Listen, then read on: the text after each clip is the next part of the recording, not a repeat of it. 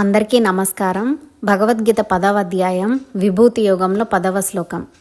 తేషాం సతతయుక్తానాం భజతాం ప్రీతిపూర్వకం దదామి బుద్ధియోగంతం ఏన మాముపయాంతి తే. ఎల్లప్పుడూ నా యందు మనస్సును నిలిపి నన్ను ప్రీతితో భజిస్తారో అటువంటి వారికి నన్ను పొందగలిగే మార్గమైన బుద్ధియోగమును ప్రసాదిస్తాను అని పలికాడు శ్రీకృష్ణ పరమాత్మ. పరమాత్మ యందు ప్రాణాలు నిలుపుకుని ఆయననే పూజిస్తూ భజిస్తూ ఆయన గురించే మాట్లాడుకుంటూ బోధించుకుంటూ చర్చించుకుంటూ ఉంటే మంచి బుద్ధిని అంటే జ్ఞానాన్ని ప్రసాదిస్తాను అని హామీ ఇస్తున్నాడు కృష్ణుడు. మనకు అంతకంటే కావాల్సింది ఏముంది? ఈ జ్ఞానయోగము ద్వారా మోక్షం పొందడానికి వీలుంది.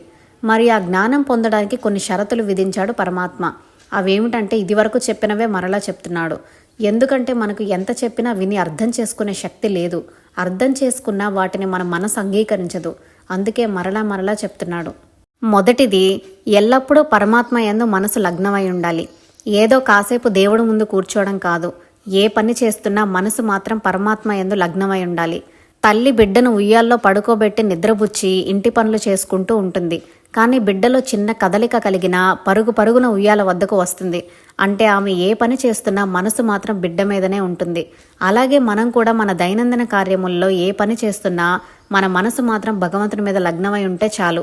ఎటువంటి అధర్మము చేయకూడని పనులు చేయకుండా ఉంటాము. రెండవది, ప్రేమతో ప్రీతితో నన్ను భజించాలి అని అన్నాడు శ్రీకృష్ణుడు. ఇక్కడ ప్రీతి అంటే ఇష్టం కాదు, భక్తి, శ్రద్ధ, ఏకాగ్రత, నిష్కామ భక్తి అని అర్థం చేసుకోవాలి.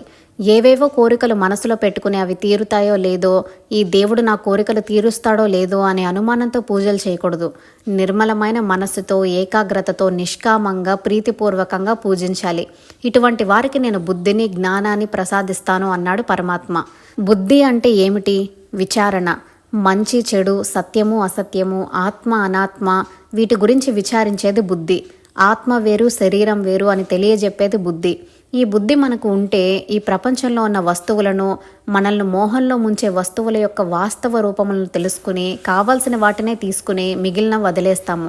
అన్నీ నాకే కావాలి, అన్నీ నా వద్దే ఉండాలి, ఎవరికి దక్కకూడదు అనే స్వార్థ బుద్ధి నశిస్తుంది.